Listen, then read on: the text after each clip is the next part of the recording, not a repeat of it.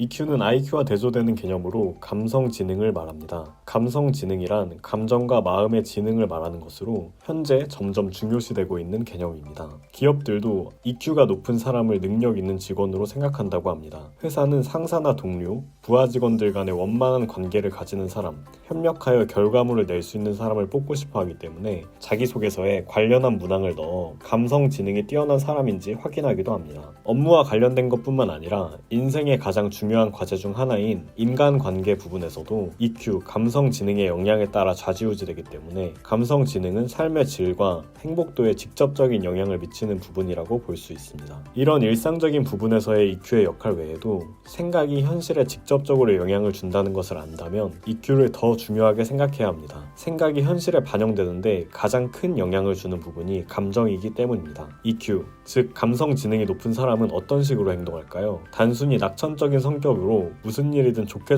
넘어가는 것이 감성 지능이 높은 사람이라고 생각할 수 있습니다. 하지만 EQ가 감성 지능이라는 것을 고려했을 때 단순히 그것만으로는 부족합니다. 우리가 단순 반복을 잘하는 사람을 봤을 때 그것을 지능이 높다고 평가하지 않는 것처럼 감성 지능이 뛰어나다는 것은 감정에 대한 이해도가 높고 어떤 일을 진행할 때 감정을 잘 활용할 줄 알며 다른 사람의 감정을 잘 공감해주는 것과 같은 걸 의미합니다. 즉 무조건 긍정하기와는 거리가 멀다는 것입니다. 감성 지능은 처음부터 뛰어난 사람도 있지만 충분히 연습하고 개발한다면 높은 수준까지 올라가는 것이 가능합니다. 감성 지능이 뛰어난 사람과 부족한 사람의 차이는 어떤 사건이 일어났을 때 어떻게 대처하는지로 알 수 있습니다. EQ가 높은 사람은 부정적인 감정을 느낄 만한 사건을 겪더라도 그 사건의 다른 면을 보며 안 좋은 감정을 느끼지 않거나 침착하게 새로운 방식으로 상황을 이끌어 현명하게 대처합니다. 반면 EQ가 부족한 사람은 우선 짜증을 내고 투덜거리는 등 보이는 것에 끌려가며 겪지 않아도 되는 안 좋은 일까지 겪게 됩니다. 상황에 대한 해석은 주관적이라는 사실을 명확하게 알고 있다면 더 발전된 감정을 느낄 수 있고 바로 이런 능력이 감성 지능이라고 볼 수 있습니다. 일반 지능을 높이기 위해서 머리를 쓰고 공부하듯이 감성 지능을 올리기 위해서는 감정과 심리에 대해 깊게 이해하고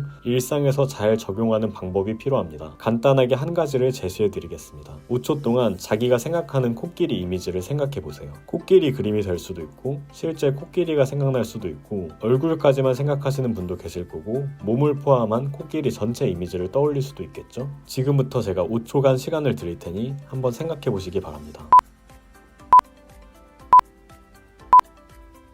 자, 5초가 지났고요. 이제 새로운 과제를 드리겠습니다. 앞으로 다시 새로운 5초를 드릴 테니 코끼리와 관련된 것을 생각하지 마세요. 절대 코끼리가 떠올라서는 안 됩니다. 시작하겠습니다.